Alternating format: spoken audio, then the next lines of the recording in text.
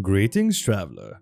I am Sir Nox, the teller of tales. I presume you would like to hear one. This one is called Problematic Player Comes 3 Hours Late, Ruins One Shot. Sorry for potential mistakes and unnecessary upper caps. I'm not natively English speaking and my phone is an auto-correcting idiot. This story is from a one-shot we had before Christmas. Now, to give some context, although I recently became a father of the most beautiful girl in the world, I'm able to pull off a session per week quite regularly, and wifey is happy with it. So we all made agreement of no D&D during Christmas, as we wanted to enjoy the holiday with our families. Although there is COVID, 6 people together in home was allowed, so I wrote to the small D&D community we have in our city to organize a one-shot with an all-night party afterwards before Christmas starts. Wife with kiddo out of town visiting her girlfriends, so ideal opportunity. Who I forgot about was a player from my previous campaign, which I temporarily stopped a few months ago to play a smaller one with people that I actually enjoy playing with. This one player, which I'll call Ed for this story, is the stereotypical RPG horror story dude, and the reason I stopped the main campaign. To sum this dude up, he argues about spells and abilities, but does not know how they work. Regularly comes half drunk, always gets totally drunk. Metagames and looks up monster stats and shouts them aloud, is on phone, and then doesn't remember anything, not even the bigger plot points. If I flash my character's boobies, dude plays a female gulak. That's totally advantage on persuasion, right? Gives it to himself anyways because he has friends cantrip and doesn't feel the need to tell me when he uses it. Secretly evil in good guy group didn't tell the DM beforehand. Wants to be the secret Ellie mastermind.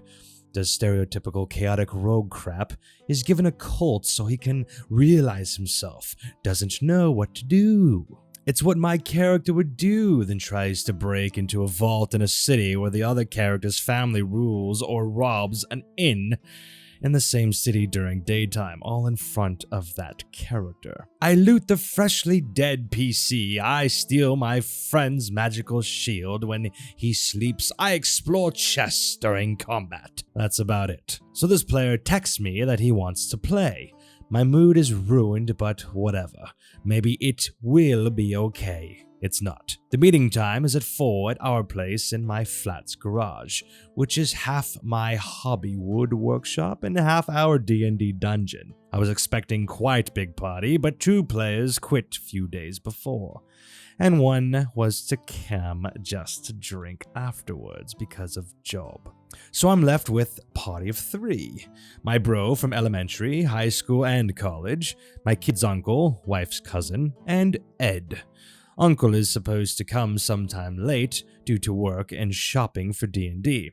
I asked everyone to bring something because although we do not struggle financially, me and wife are still students, and since I was making homemade burgers for the game, I wanted everyone to contribute. So, my bro comes at 4 sharp. We chat a bit and wait for Ed to start the game. At 5, I text Ed where is he, which he sees but ignores. At 6 comes Uncle, saying he's sorry he's late, but it was the plan, so we don't mind. Asks how the one-shot goes. We tell him we didn't start yet. We wait some time more, then I text Ed not to bother with coming anymore. He texts back saying he's on the way already. So we wait then. Everyone angry as all can be. At 7:15, Ed comes saying he's sorry, but he felt a bit lazy and took a nap. It's supposed to be an apology. I say whatever, just show me the character. He texted me the prepared human paladin.